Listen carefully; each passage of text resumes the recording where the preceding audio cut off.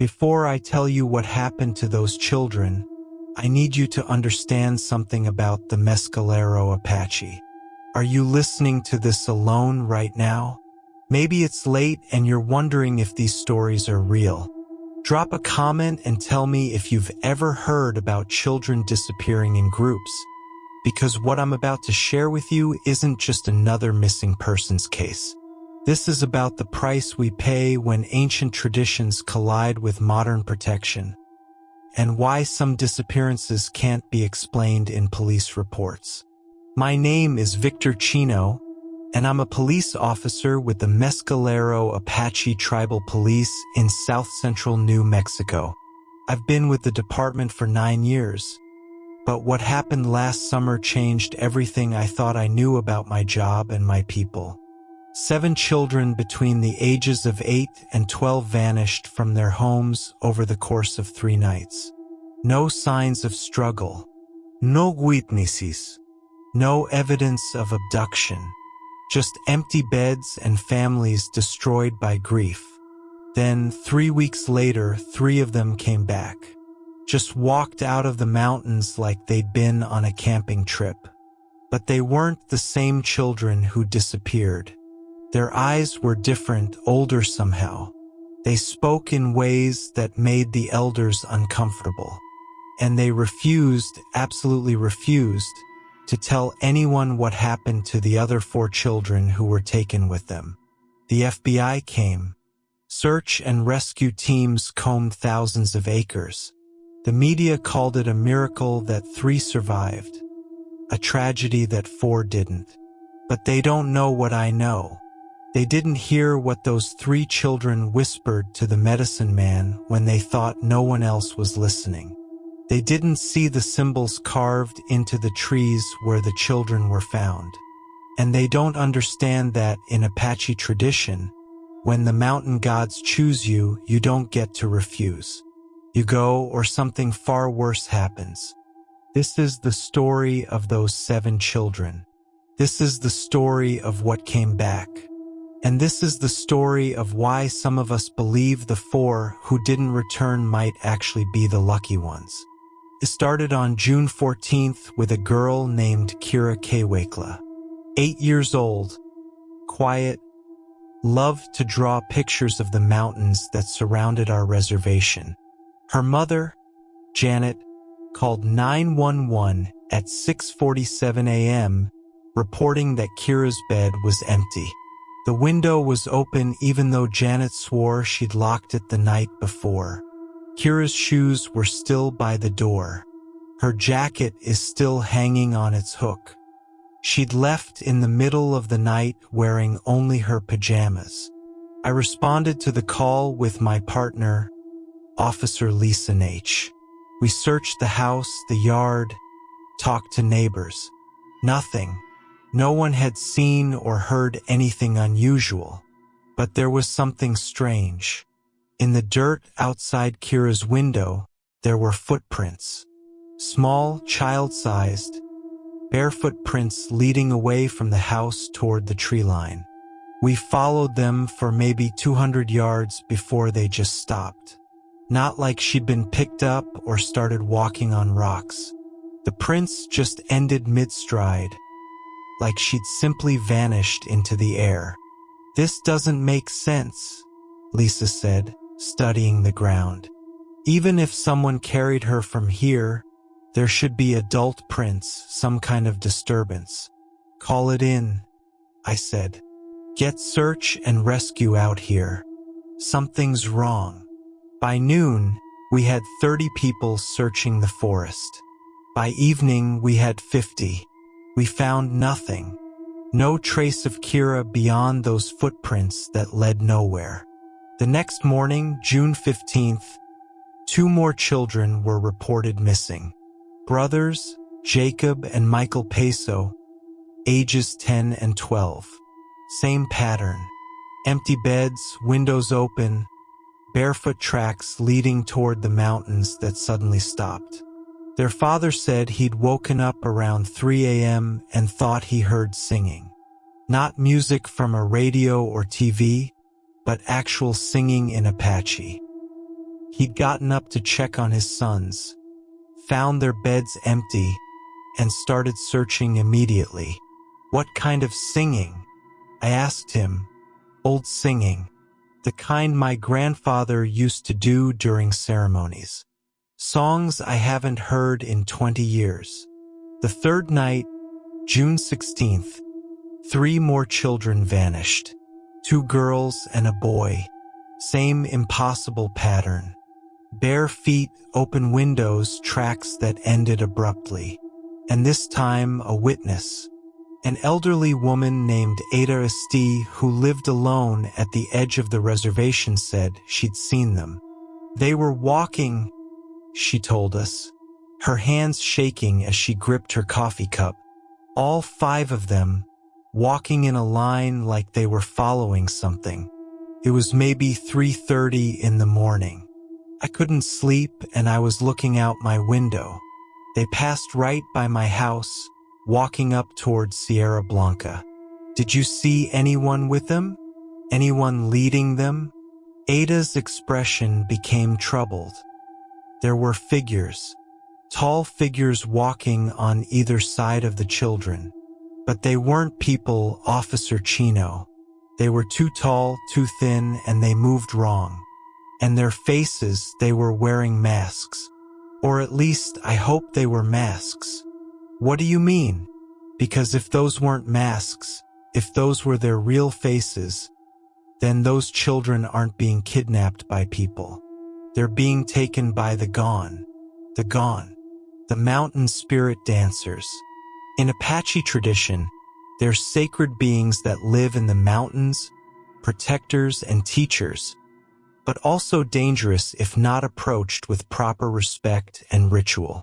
Most people today think they're just ceremonial characters, dancers wearing elaborate costumes during religious ceremonies. But the old people like Ada, believe the gone are real, that they still walk the mountains, and that sometimes they take people. On the 4th morning, June 17th, the 7th child disappeared. A girl named Sophie Segundo, 9 years old.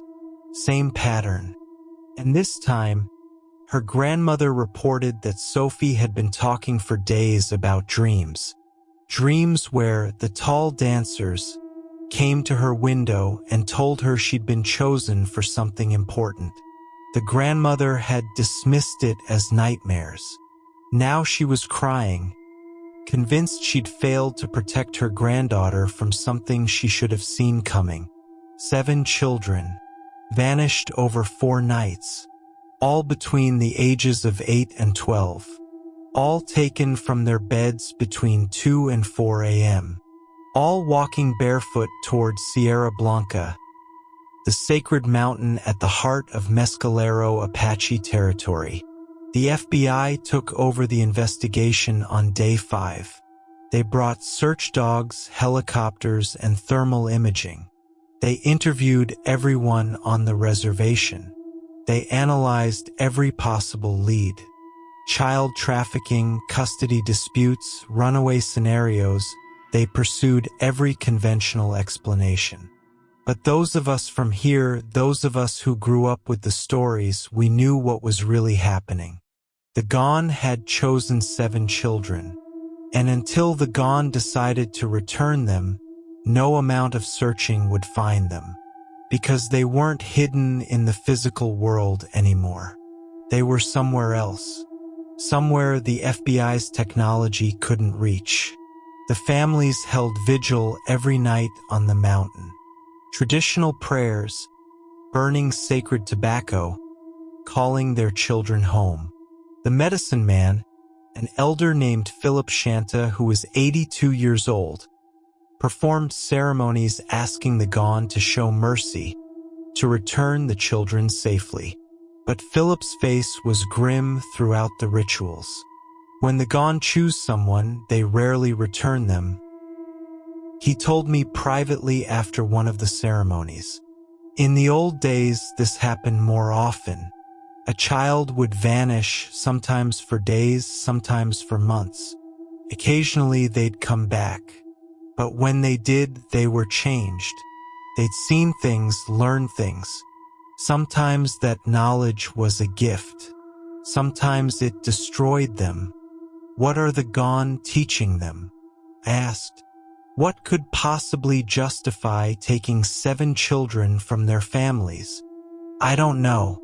The ways of the gone are not for us to question. They are older than our people.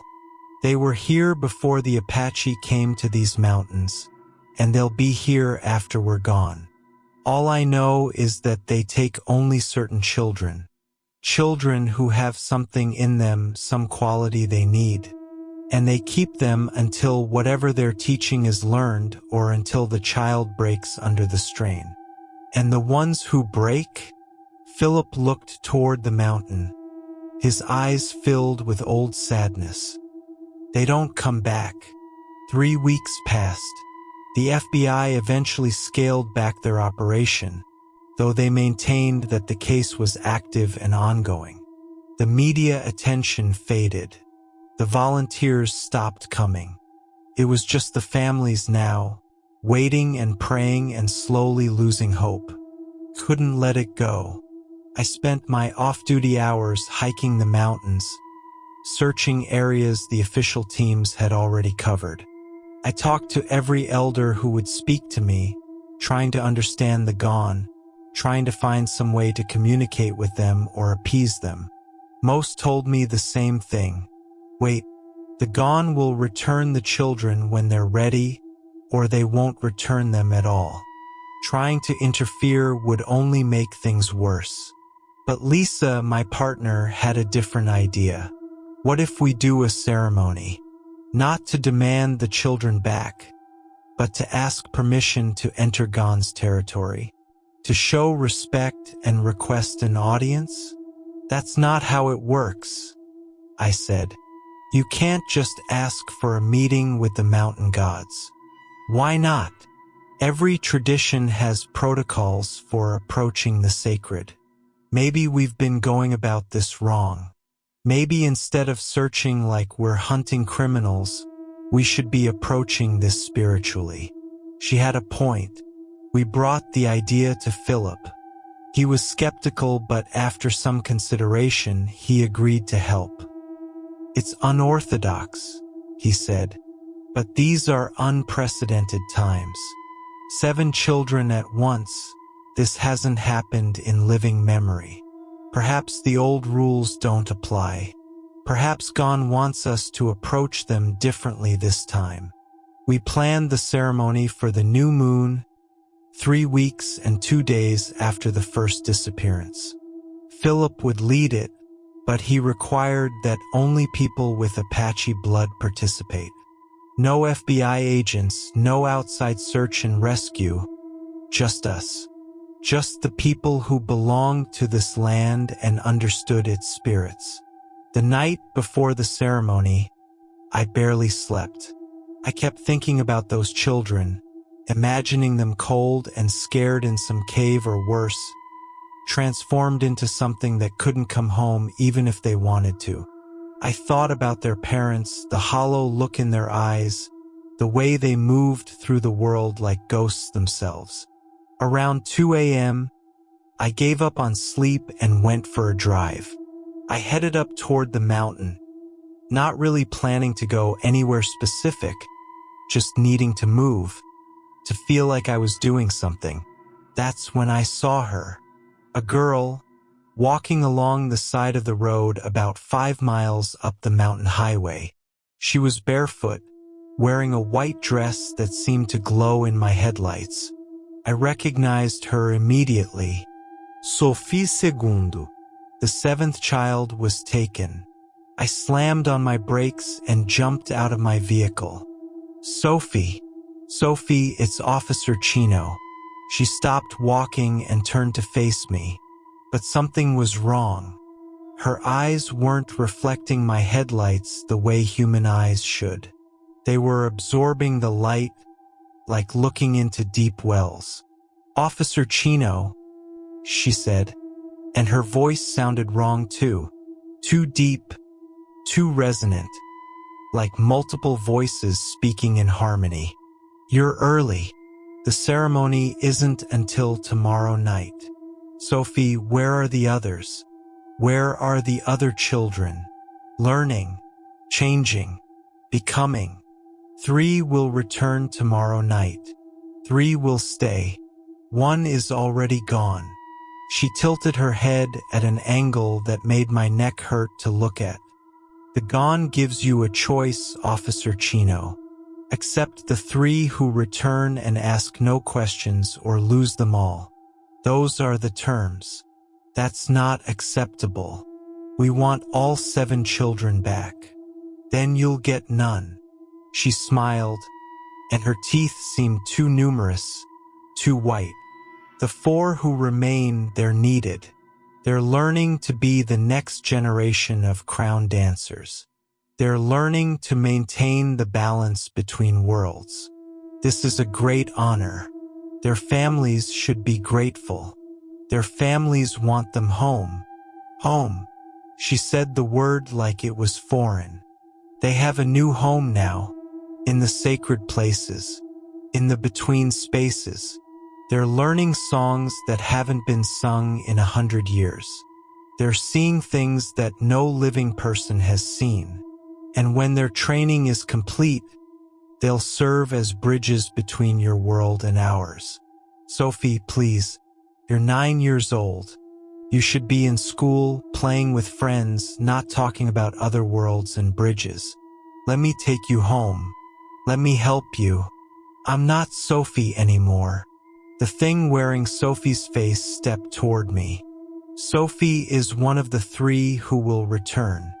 I'm what came back early to deliver the message. Tomorrow night, the ceremony. 3 children will walk out of the mountains. The police must accept them and ask nothing about the 4 who remain. If you agree to these terms, if you swear to let the 4 serve their purpose, then the 3 will be allowed to resume their human lives. If you refuse, if you press for information or try to search for the 4, then all 7 will be kept. Forever. Those are the only options. She turned and started walking back up the mountain road, toward the dark tree line. Wait, I called after her. How do I know you're telling the truth? How do I know any of them are still alive? She stopped, looked back over her shoulder. You don't. That's what faith means, Officer Chino. You have to trust that the gone knows what they're doing. That they're not cruel, just operating by rules you don't understand. Tomorrow night, be ready to receive the 3, and be ready to let the others go. Then she walked into the tree line and disappeared. I tried to follow, but within 10 steps into the forest, I'd completely lost sight of her. It was like she'd become part of the darkness itself. I stood there for 20 minutes, scanning the trees with my flashlight, calling her name. Nothing. Finally, I got back in my vehicle and drove down the mountain in a state of shock. What had I just seen? Was that really Sophie? Or was it something else wearing her form? And if it was her, what had been done to her to change her so completely? I didn't sleep the rest of that night. When Lisa called at 7 a.m. to confirm plans for the ceremony, I told her what happened. She was quiet for a long time after I finished. Do you think it was really her? She asked. I don't know. It looked like her. But the way she moved, the way she talked, that wasn't a 9-year-old girl. Did you tell the FBI? And say what? That I had a conversation with a disappeared child who's apparently now speaking for the mountain gods? They'd think I'm having a breakdown. Maybe you are. Maybe we all are. Victor, this entire situation is impossible. 7 children vanish with no trace. 3 weeks later, one of them appears on the road delivering ultimatums about accepting terms from spirits. None of this makes sense. I know, but it's happening. And tonight, if that thing was telling the truth, 3 of them are coming back. And we're supposed to just accept that? Just be grateful for 3 and forget about 4? I don't think we have a choice. That evening, as the sun set behind Sierra Blanca, about 40 people gathered at the ceremonial grounds. The families of the 7 children were there, along with tribal elders, medicine people, and a handful of police officers including Lisa and myself. Philip Shanta had prepared everything according to the old traditions. A fire burned in the center of a cleared area. Sacred tobacco was offered. Songs were sung in Apache, prayers that hadn't been spoken aloud in generations. I hadn't told anyone except Lisa about my encounter with Sophie the previous night, partly because I wasn't sure it had really happened, partly because I didn't want to give the families false hope. But as the ceremony progressed, as darkness settled over the mountain, I kept watching the tree line, expecting something. Philip led the singing, his old voice surprisingly strong as it carried the ancient melodies up toward the peaks. Other elders joined in. The families held hands, many crying, all of them desperate for any outcome that brought their children home. Around 9 p.m., Philip stopped singing abruptly. Everyone fell silent. He was staring up the mountain, toward a section of forest just beyond the firelight's reach. "They're here," he whispered. "The gone are here." I turned to look where he was staring and felt my blood run cold. Standing at the edge of the firelight were 4 tall figures. They had to be at least 7 feet tall, impossibly thin, wearing elaborate headdresses that looked like the traditional crown dancer regalia but wrong somehow, more organic, as if the headdresses had grown rather than been crafted.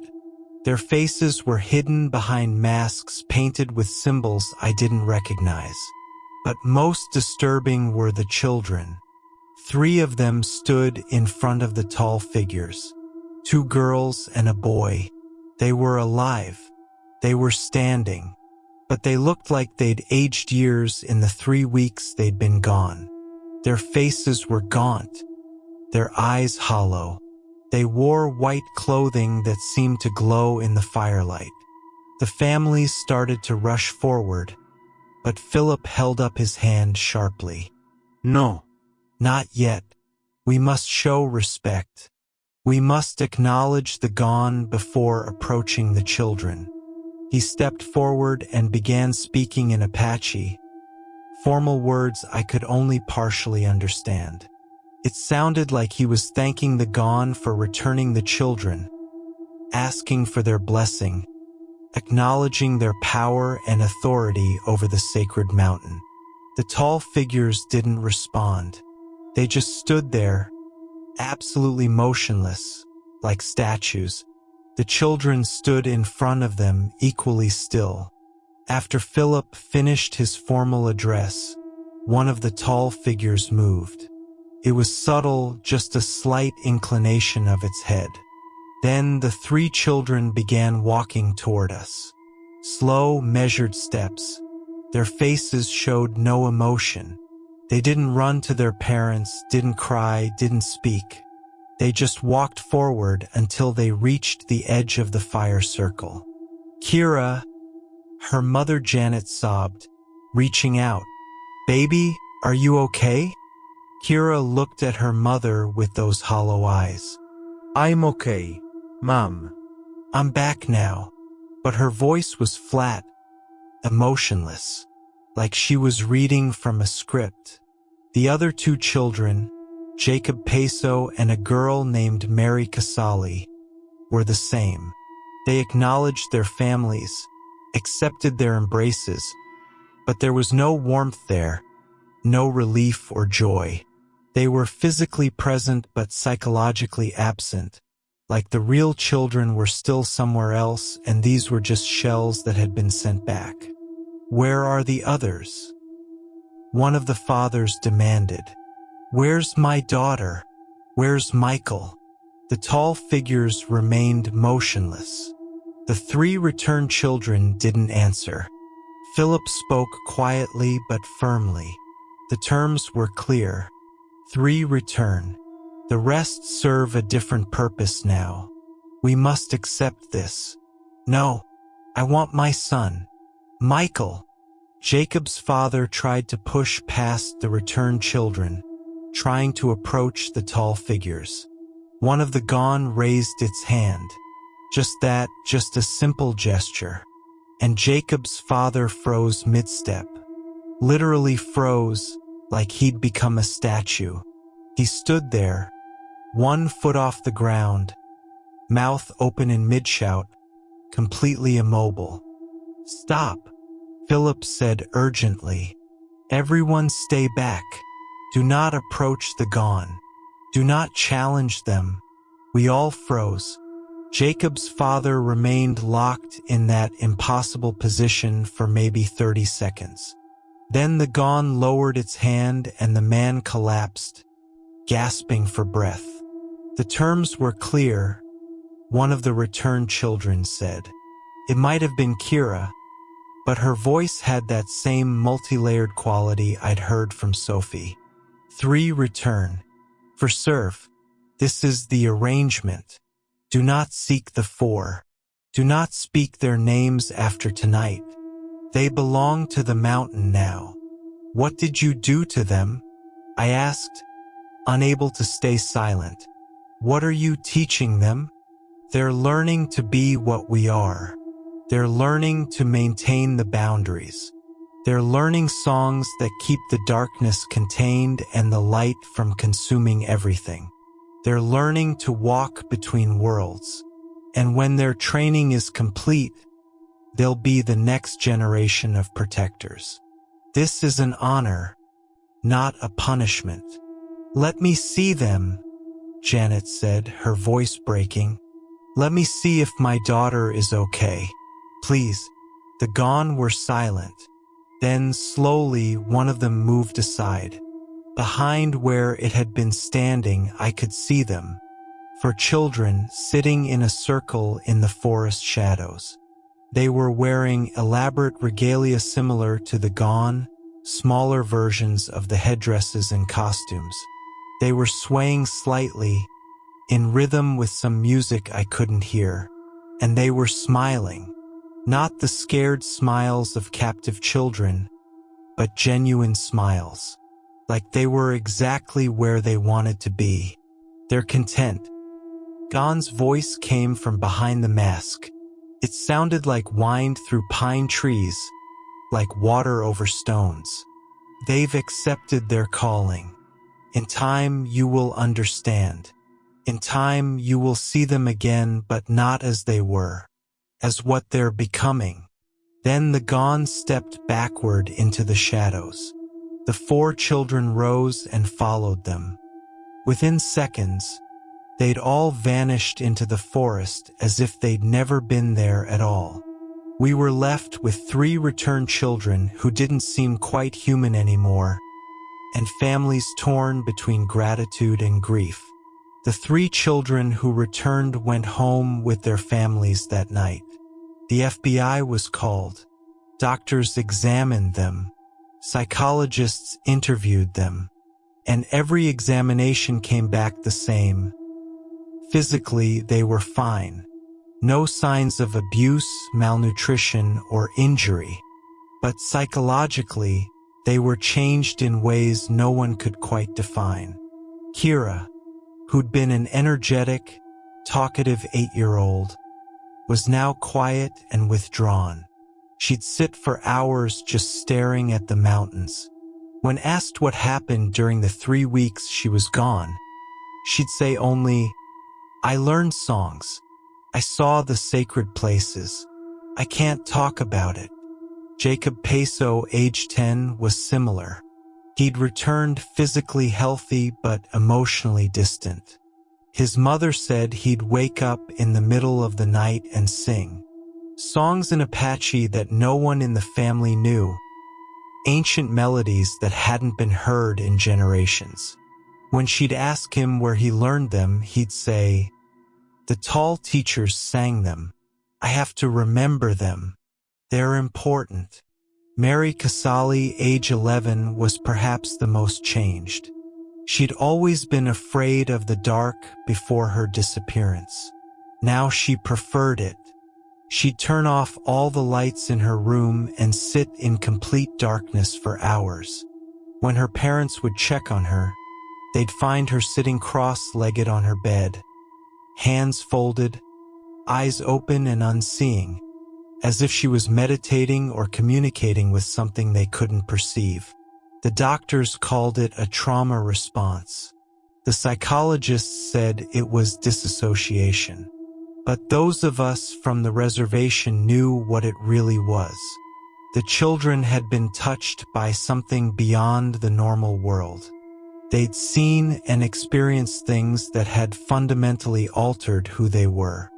The FBI continued investigating the disappearances for another month, but without any physical evidence or leads, the case eventually went cold.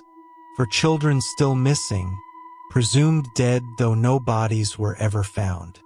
3 children returned but fundamentally changed, and a community left to grapple with the question of what really happened. The families of the 4 who didn't return struggled the most. How do you grieve when there's no body, no closure, no clear understanding of what happened? Some chose to believe their children were dead, held funerals with empty caskets, and tried to find peace in the idea that they'd passed on. Others refused to accept it, maintaining that their children were alive somewhere, being held or transformed or trained for purposes they couldn't understand. Sophie Segundo's family was in the second category. Her grandmother, the one who'd failed to take her dreams seriously, became convinced that Sophie was alive in the mountains. She'd hike up towards Sierra Blanca every day, calling her granddaughter's name, leaving offerings of food and tobacco, begging the gone to send her back. I saw her, the grandmother, whose name was Elena, told me 2 months after the disappearances. Last week at dawn, I was hiking up near the old ceremonial grounds and I saw her. She was standing on a ridge maybe 100 yards away, wearing white clothes and one of those tall headdresses. She waved at me, just once. Then she turned and walked away, over the ridge. I tried to follow, but by the time I got to where she'd been standing, there was nothing. No footprints. No trace she'd ever been there. I didn't know what to tell Elena. I believed she'd seen something, but whether it was actually Sophie or something else, I couldn't say. The 3 returned children continued to change over the following months. Kira started drawing again, but instead of the simple mountain landscapes she used to draw, she now created elaborate geometric patterns and symbols that the elders recognized as sacred designs, some of which were supposed to be kept secret, only known to initiated medicine people. When asked where she learned them, she'd say, "They showed me. I have to draw them. They're maps." "Maps of what?" her mother would ask. "Of the places between places, the paths that connect the worlds." Jacob began showing up at ceremonial events unannounced. He'd stand at the back, watching carefully, and afterward he'd approach Philip or one of the other elders and correct things they'd done. "That song should have a different ending," he'd say. Or, "You held the eagle feather wrong during that prayer." And when the elders checked with their own teachers, with the oldest knowledge keepers, Jacob was always right. A 10-year-old boy was correcting ceremonial procedures that some elders had been performing for 40 years. Mary started predicting things. Nothing huge, nothing that made the news. But she'd tell her family, "Someone's going to visit tomorrow around noon." And sure enough, a relative they hadn't seen in years would show up, Or she'd say, "It's going to rain on Thursday even though the forecast says clear." And Thursday would bring unexpected storms. Her family found it unsettling but also started trusting her insights. Then, 6 months after the disappearances, something happened that changed everything. It was a cold December morning. I was on patrol with Lisa when we got a call about a disturbance at the elementary school. When we arrived, teachers were gathered outside Kira's classroom, all of them looking shaken. Inside, Kira stood at the front of the classroom. She'd drawn an elaborate symbol on the whiteboard, maybe 6 feet across, intricate and precise. "What's going on?" I asked the teacher. She just started drawing during reading time. Wouldn't stop. Wouldn't respond when I tried to interrupt her.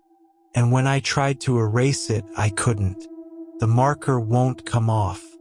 It's like it's burned into the board somehow. I looked at the symbol more carefully.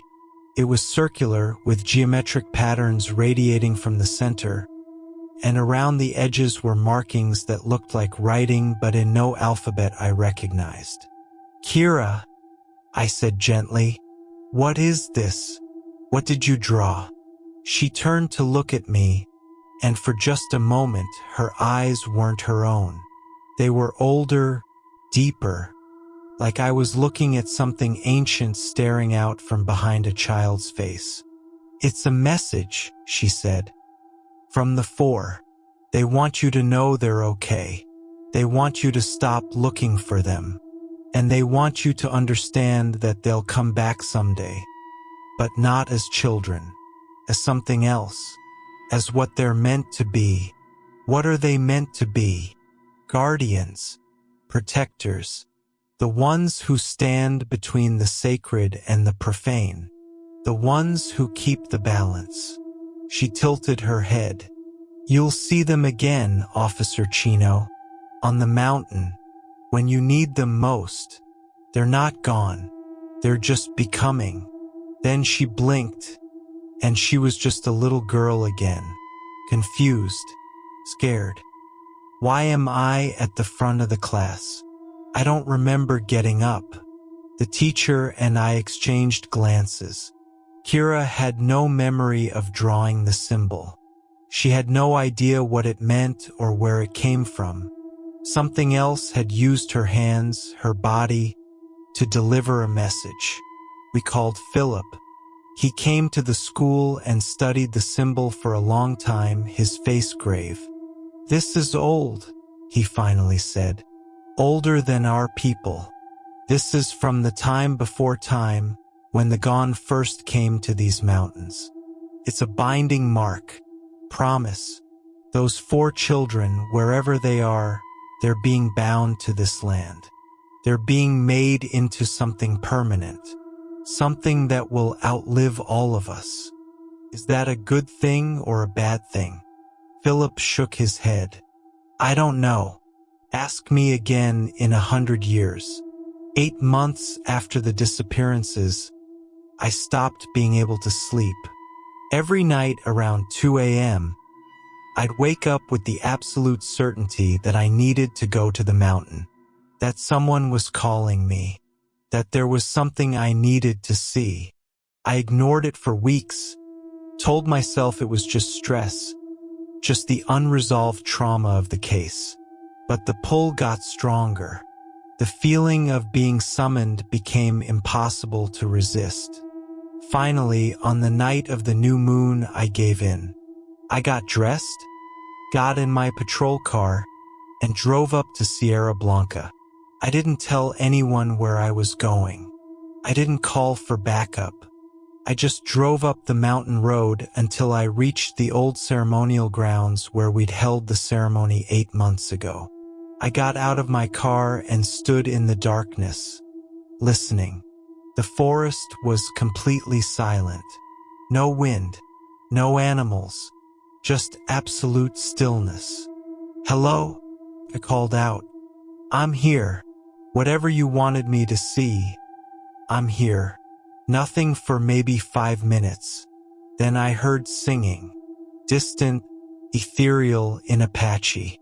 The same old songs that Jacob Peso sang in the middle of the night. I followed the sound deeper into the forest, my flashlight cutting through the darkness. The singing led me to a clearing I'd never seen before, though I'd patrolled these mountains for 9 years. In the center of the clearing, 4 children sat in a circle. I recognized them immediately. Sophie, Michael, one of the Peso brothers, and a girl named Carmen Treasurer, the 4 who hadn't come back. They'd changed. They were taller, though only 8 months had passed. They wore the elaborate regalia of crown dancers, the headdresses and costumes decorated with symbols that seemed to glow faintly in the darkness. Their faces were painted with white clay in patterns I'd seen in old photographs of ceremonies from 100 years ago. They were singing the song I'd followed. When they saw me, they stopped. "Officer Chino," Sophie said. Her voice no longer that disturbing multi-layered sound, just her normal 9-year-old voice. "You came. We've been calling you for weeks." "Sophie, my God, you're alive. We need to get you home. All of you. Your families think you're gone." "We are gone," Michael said. "The boys you're thinking of, they don't exist anymore. We're something else now. We chose this. You're children. Children can't choose to abandon their families." "We're not children anymore," Carmen said. "We're students. We're learning to be what the mountain needs, what the people need, even if they don't know it yet." I moved closer to them. "I don't understand. What are you learning? What are the gone teaching you?" "How to see what's hidden," Sophie said. "How to hear what's silent. How to walk between the world you know and the worlds you can't imagine. How to maintain the boundaries that keep everything from falling apart." "That's insane. You're 9 years old." We were 9 years old. The other Peso brother, whose name was Thomas, spoke for the first time. "Now we're something different. We've seen the places beneath the mountain. We've met the ones who lived here before Apache, before humans. We've learned songs that predate language.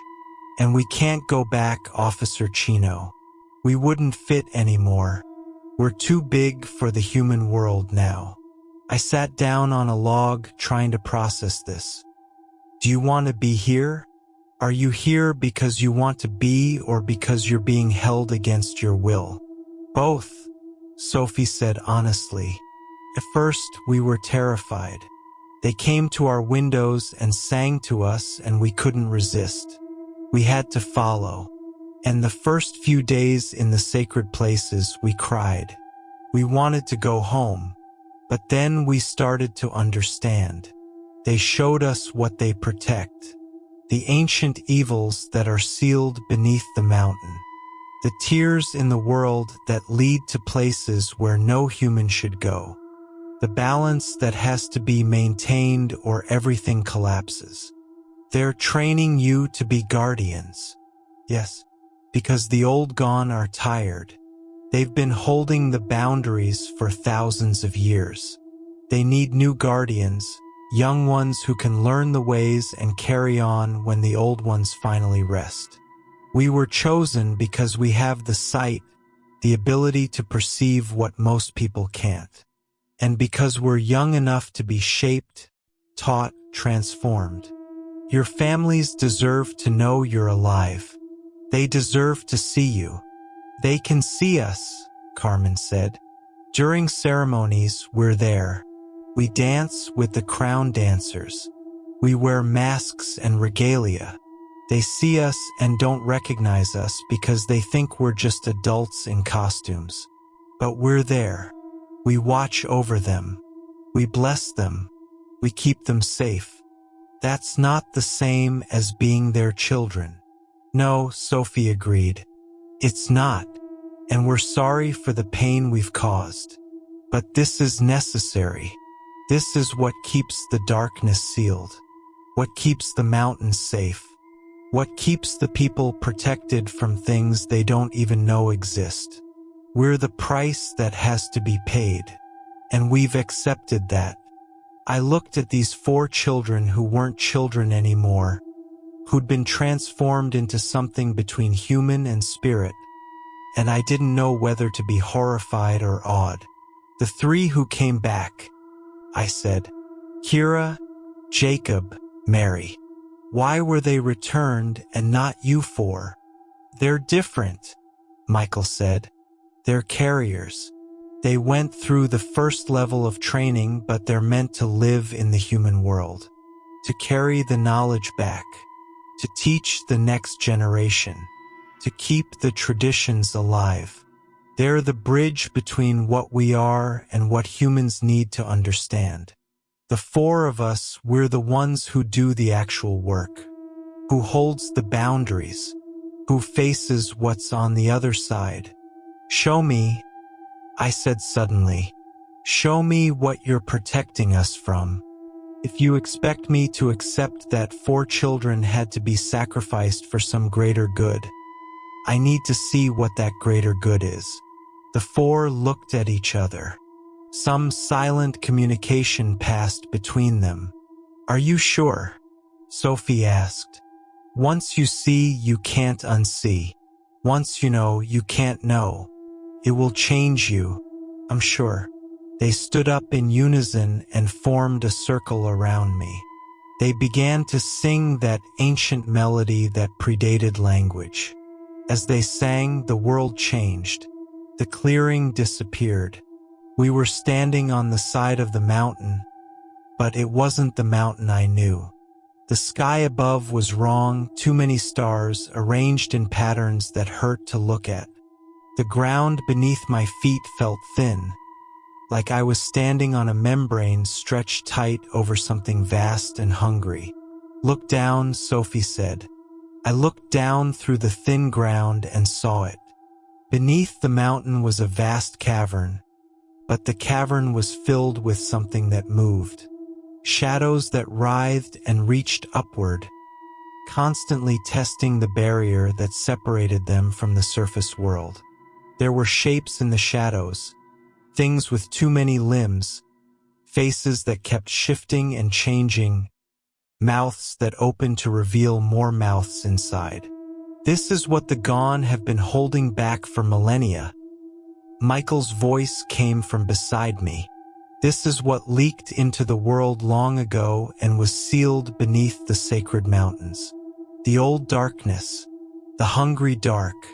If it ever breaks free, it will consume everything. Not just kill, but unmake. Turn the world inside out. Transform existence into a nightmare. The 4 of us and the gone, and others like us scattered across sacred places around the world, we maintain the seals, Carmen said. We sing the songs that keep the barriers strong. We perform the rituals that reinforce the boundaries. And when something tries to break through, we're here to stop it. As if in response to her words, I saw something in the darkness below surge upward, testing the barrier. The membrane beneath my feet rippled. The 4 children immediately changed their song, and I watched as threads of light emerged from them, wove together, and reinforced the weakened spot. The surging darkness retreated, frustrated. This happens dozens of times a day, Thomas said. Little tests, little surges. The darkness probing for weaknesses. Without guardians, without the songs and rituals, the seal would break. Maybe not today or tomorrow, but soon. And then everything ends. So you 4 stay here forever? Just singing songs and fighting shadows? Not forever, Sophie said. 20 years, maybe 30, until we can train the next generation. Until new children are chosen and transformed. Then we'll be released. We'll be allowed to move on to whatever comes after. But until then, this is our purpose. This is why we were taken. The vision faded. We were back in the normal clearing under normal stars. I was shaking, my mind struggling to process what I'd just seen. Now you understand, Sophie said gently. Now you know why we can't come home, why this is necessary, why the gone don't ask permission, they just take who they need when they need them. I looked at these 4 transformed children, these young guardians holding back primordial darkness, and I had no words. What they were doing was heroic beyond measure. But the cost, the loss to their families, the childhood they'd never have, it seemed impossibly cruel. Can I tell the families? Can I at least give them closure? Let them know you're alive and this is your choice. You can tell them we're safe, Carmen said. You can tell them we're serving an important purpose. But don't tell them the specifics. They don't need to know about what's beneath the mountain. That knowledge would terrify them and accomplish nothing. Let them think we're in training for ceremonies, for carrying on traditions. That's close enough to the truth. And the 3 who came back, do they know all this? Pieces, Michael said. They dream about it. They sense it. But we've shielded their conscious minds from the full truth. They need to be functional in the human world. If they knew everything, they'd be too afraid to live normal lives. It's better this way. I left the mountain as dawn was breaking, my head full of impossible knowledge, my heart heavy with the weight of what I'd learned. I spent the next 3 days deciding what to tell people, how much truth they could handle. I ended up calling a meeting with the families of all 7 children. Just the immediate family members, no FBI, no media, no outside officials. In the Tribal Community Center, with Philip Shanta present as a witness, I told them what I could. Your children are alive, I said. All 7 of them. The 3 who came back are still with us, obviously, though changed by their experience. The 4 who didn't return are in the mountains, undergoing training in traditional practices and ceremonies. They're being taught by the gone, by medicine people, by keepers of old knowledge. It's an honor, though I know it doesn't feel that way. They're learning to be the next generation of ceremonial leaders and protectors. When can we see them? Sophie's grandmother Elena demanded. When can they come home? They do come home, I said carefully. During ceremonies, they're there. They participate as crown dancers. You've probably seen them and not realized it. They watch over you. They bless you. But they can't resume their normal lives. The training requires full commitment. Years of learning and practice. That's bullshit, Michael's father said angrily. You're telling me my son is alive, but I can't see him? Can't talk to him? Have to just accept that he's been taken for some mystical training program that I never agreed to? I understand your anger, but this isn't something any of us has control over. The gone chose your children. That choice comes with obligations and sacrifices. Your children accepted those terms. They're doing something important, something that benefits all of us, even if we don't fully understand it. Let me talk to him, the father insisted. Let me hear from Michael directly that this is what he wants. I looked at Philip, who nodded slightly. All right, I said. I can arrange that, but you have to understand he's not the same boy who disappeared. He's changed, and what he tells you might not be what you want to hear. We arranged for the families to come to the mountain the following week during the new moon. Philip and I led them up to the ceremonial grounds. The 4 children were waiting, wearing their crown dancer regalia, faces painted, headdresses on. The reunions were painful. The parents rushed to their children, trying to embrace them, to touch them, to confirm they were real. The children accepted the embraces but remained distant, formal, like they were greeting strangers rather than family.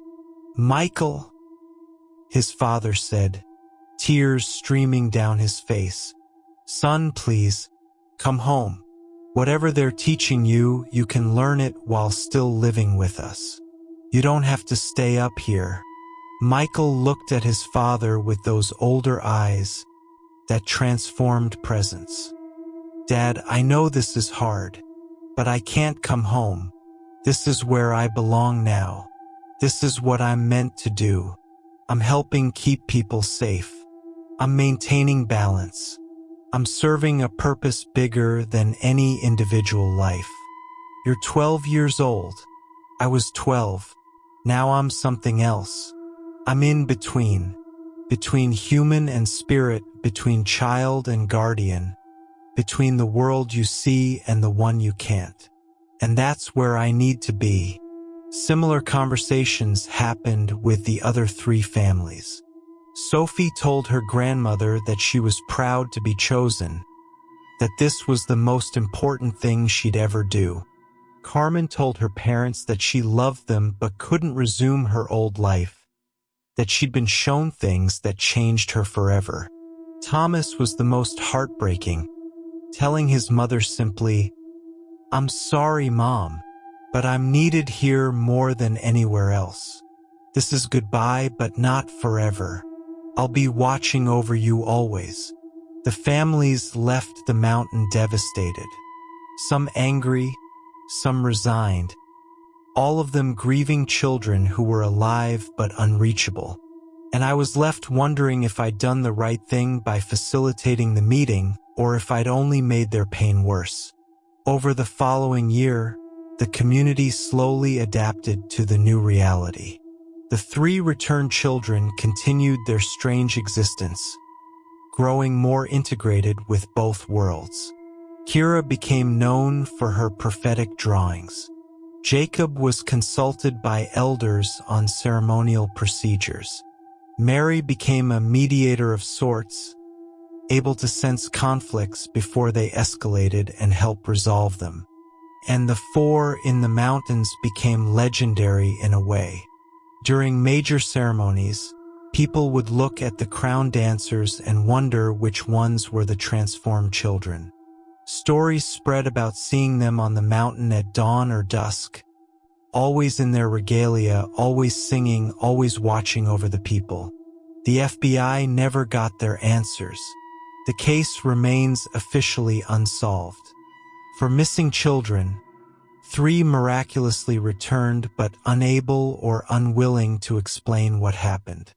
It's classified as one of those unsolvable mysteries, filed away and forgotten by everyone except those of us who lived through it. But I know the truth. I know what's beneath the mountain. I know what those 4 children are holding back. I know the price they pay every day so the rest of us can live in ignorance and safety. And I know that someday, probably in another generation, it will happen again. The gone will choose more children. More families will be torn apart. More young guardians will be transformed and stationed at the boundaries between worlds. Because the darkness never stops testing the barriers. And someone has to be there to reinforce them. Someone has to stand guard. Someone has to sing the songs and perform the rituals and hold the line against chaos. Those 4 children, chosen by the mountain gods, are doing that work right now.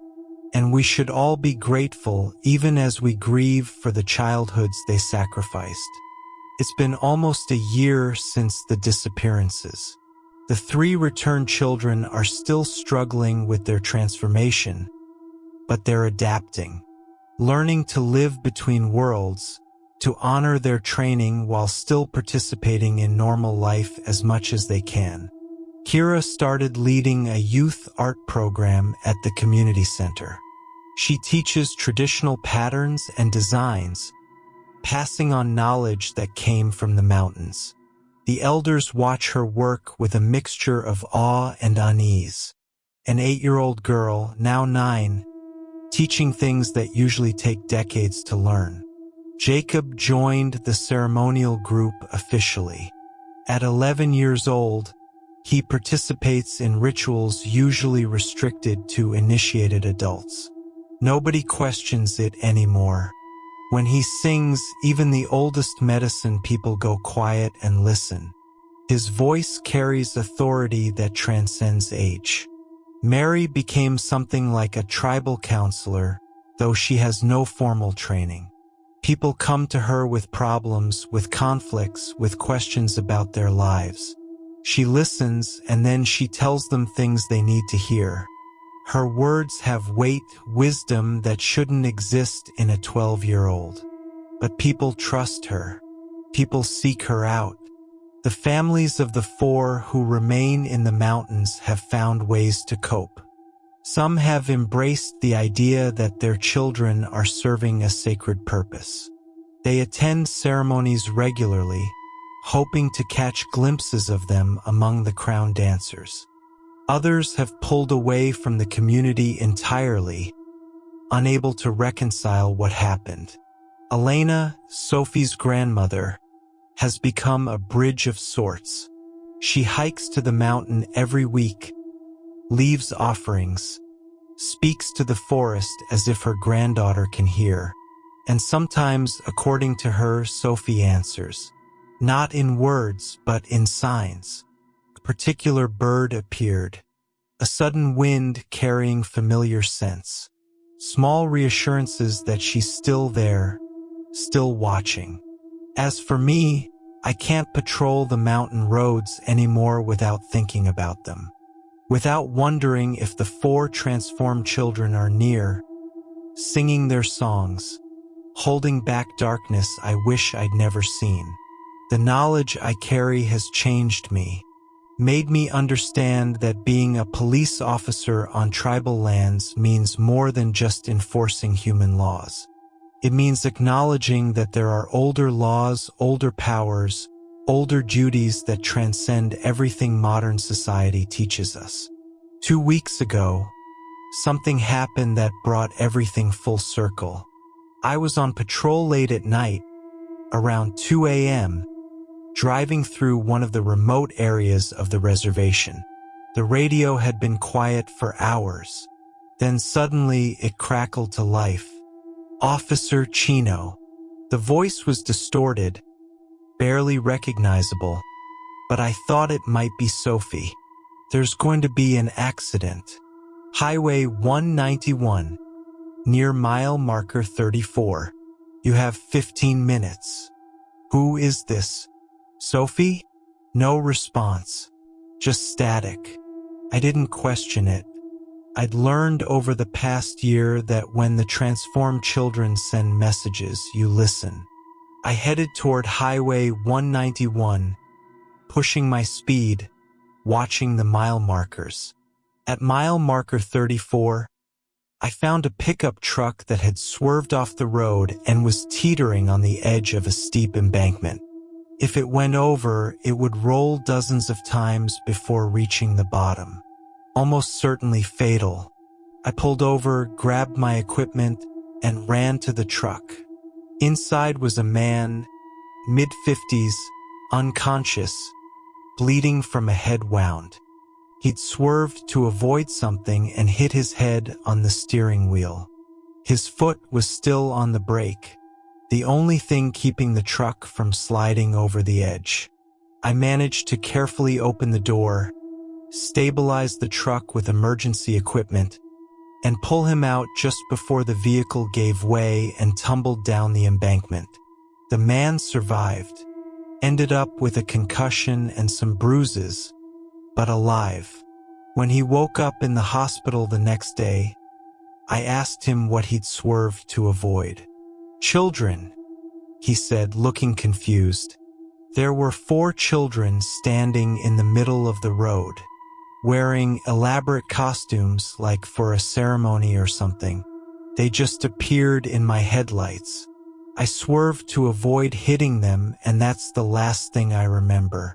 4 children, in ceremonial regalia, in the middle of the night on a remote highway.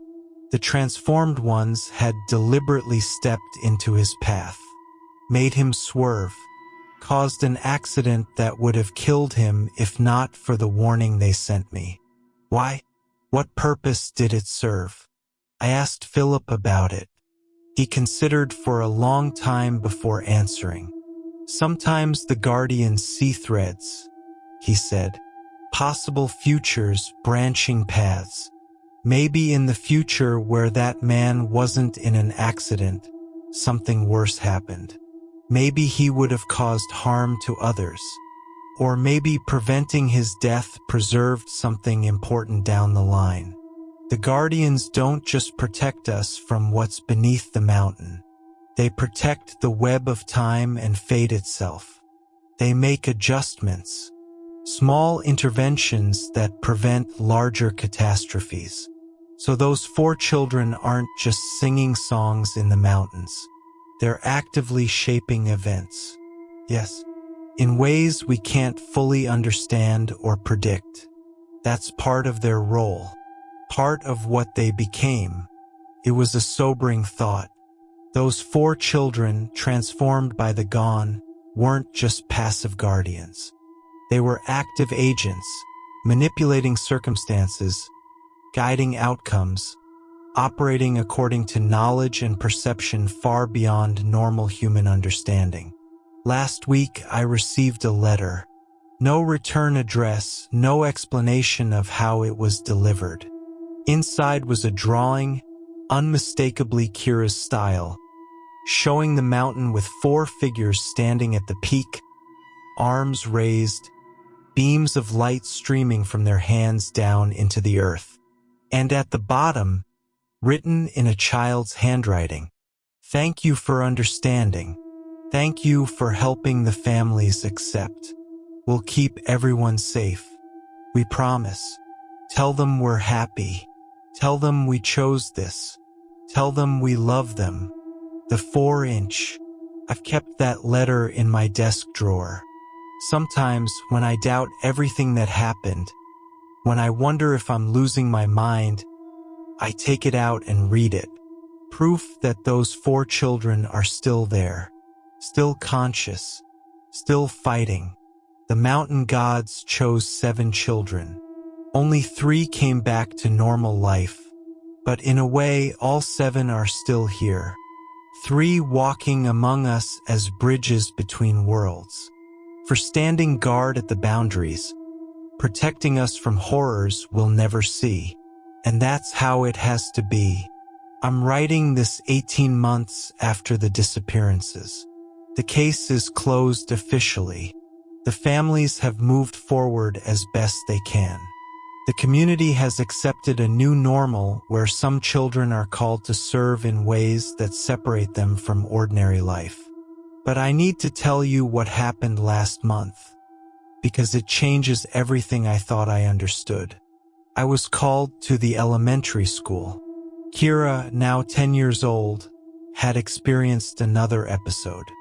She'd drawn a symbol on the classroom wall, enormous and intricate, while in some kind of trance state.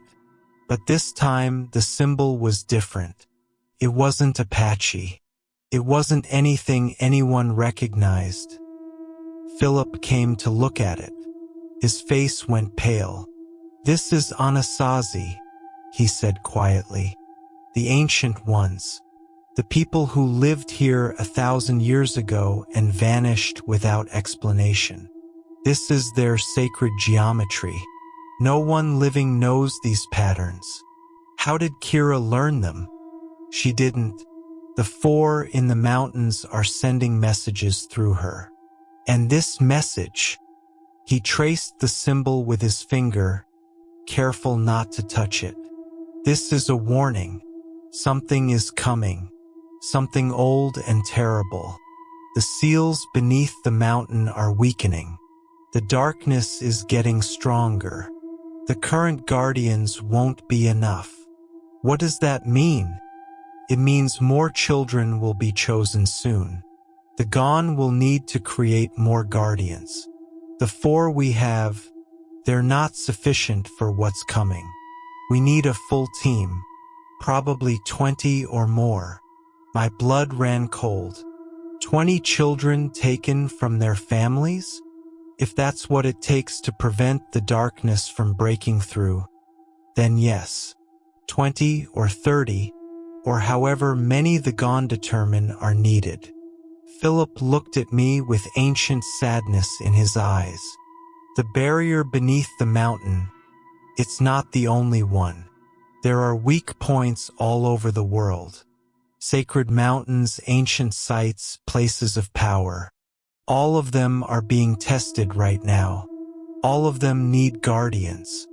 And there aren't enough people who carry the old blood, who have the sight, who can be transformed. So this will keep happening. More children are disappearing. More families torn apart.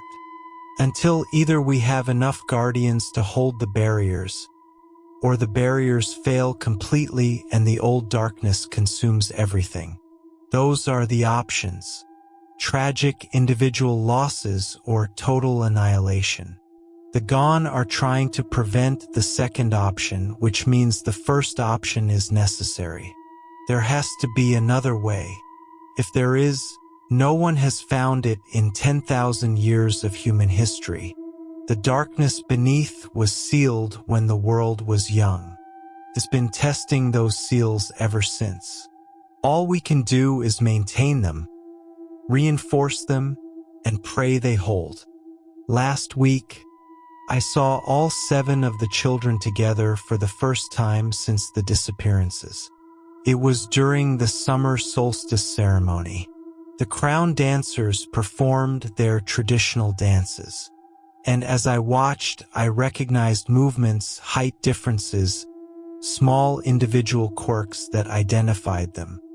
4 of the dancers were the transformed children from the mountain. They danced with precision and power that the adult performers struggled to match.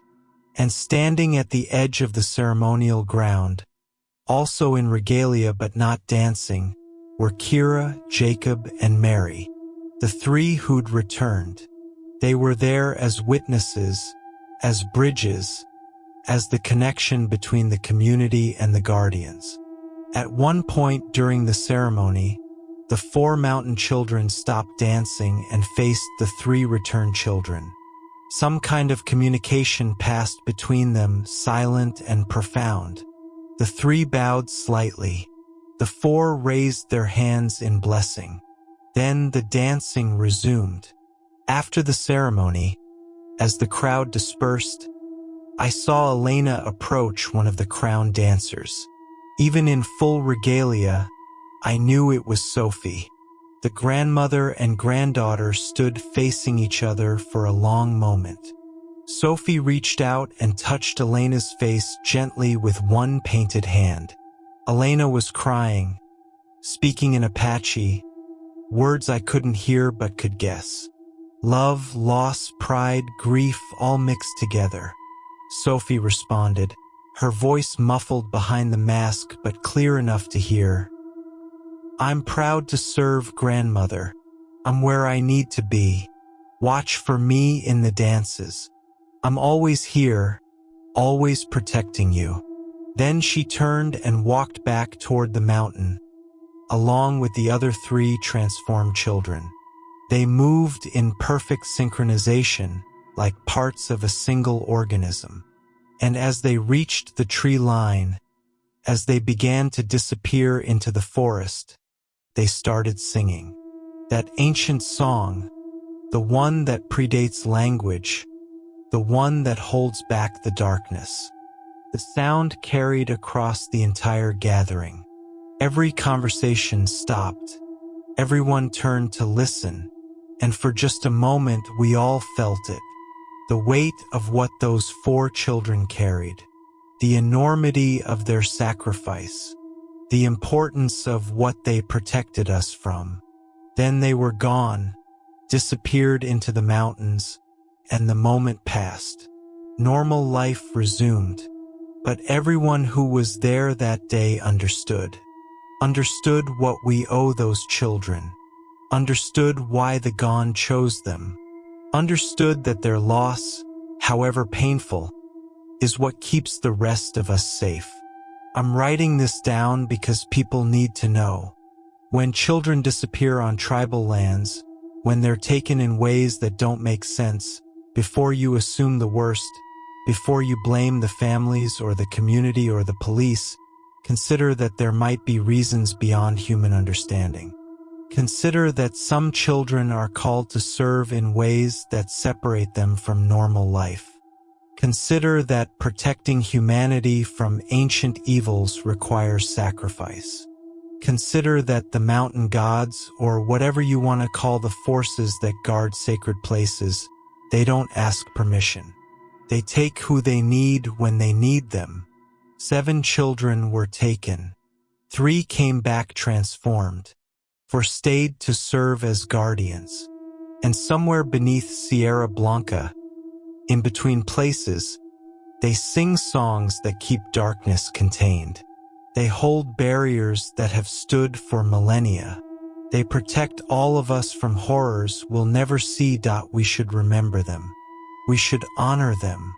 And we should be grateful even as we grieve, because the mountain gods chose them for a reason. And that reason is the only thing standing between us and the end of everything. I need to tell you what happened 2 days ago because it's why I'm finally sharing this story publicly. Why I'm breaking the silence that the families and the tribal council asked me to maintain. 2 nights ago, at exactly 2:47 a.m., I woke up with someone standing at the foot of my bed. My training kicked in immediately. I went for my weapon, but a voice stopped me. "Officer Chino." "It's me. It's Sophie." I turned on the light. She was there, still wearing her crown dancer regalia, her face painted with the white clay patterns.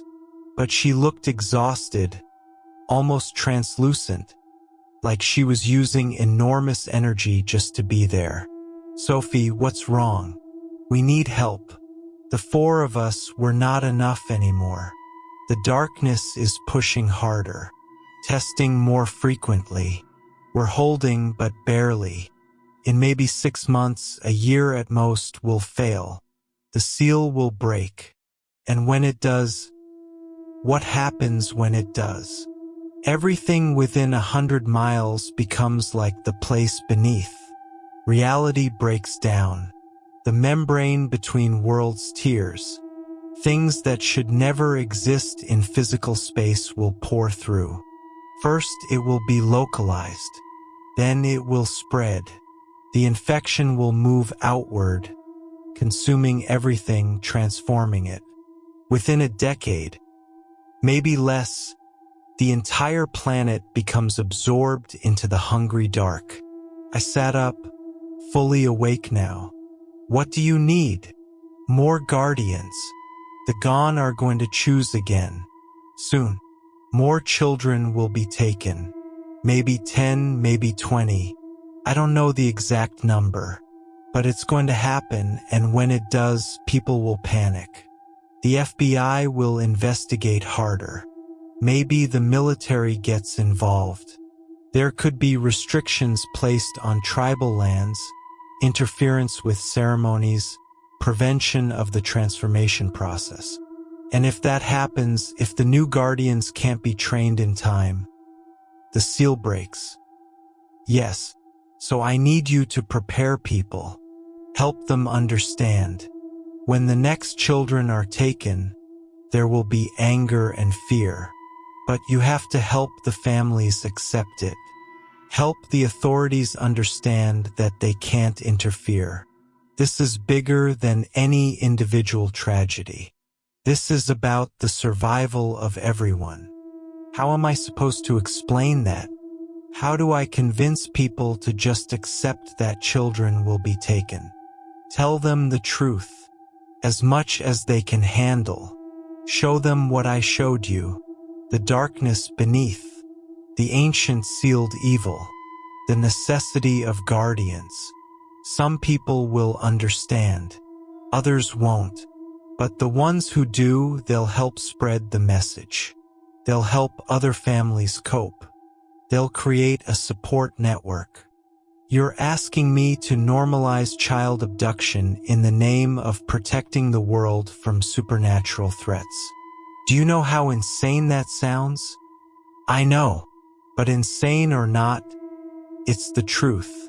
And the truth matters more than comfort. Sophie moved closer, and I could see the strain on her face, the exhaustion. We're barely holding on, Officer Chino. Michael hasn't slept in 3 weeks. He just sings constantly, maintaining his portion of the barrier.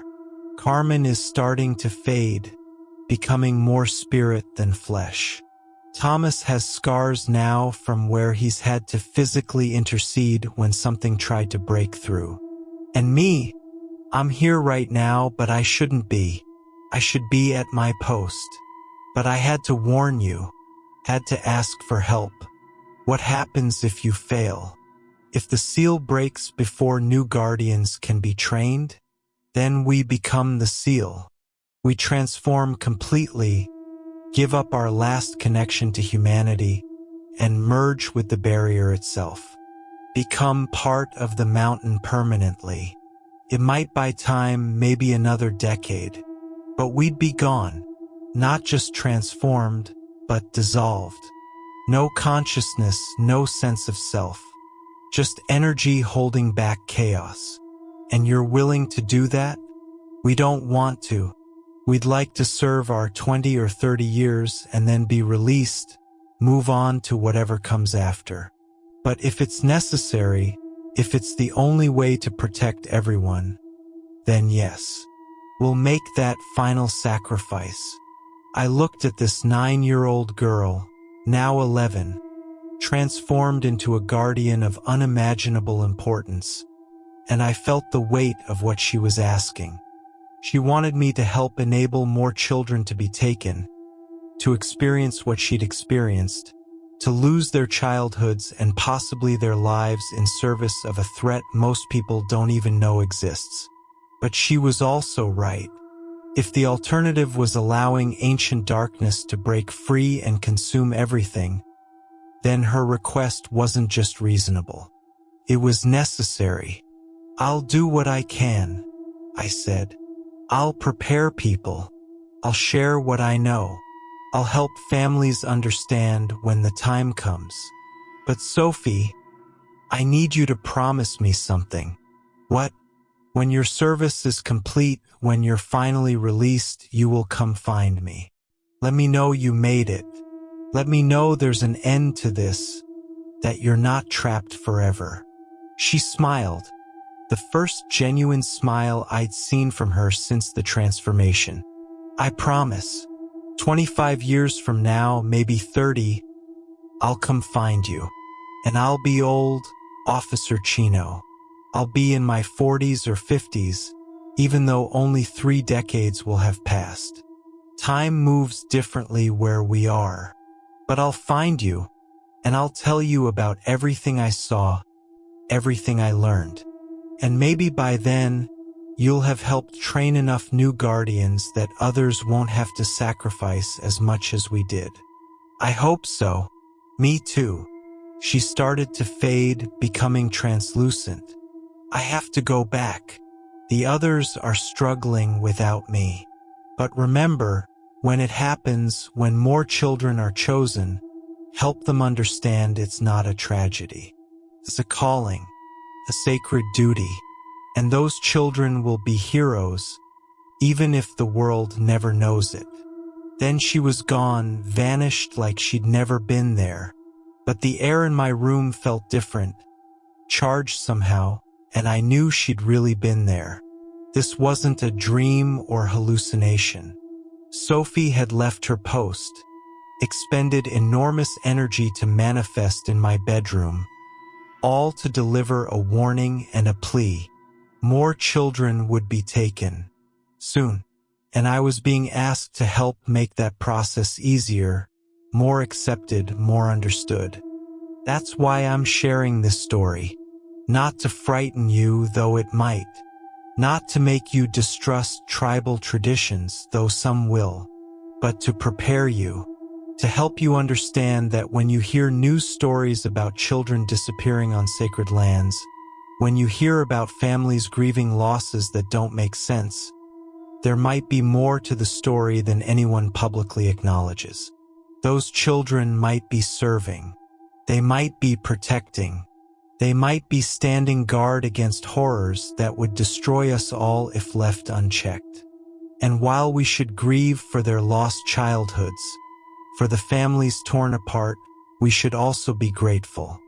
Grateful that there are forces old and powerful that recognize the threats we face and recruit warriors to fight them.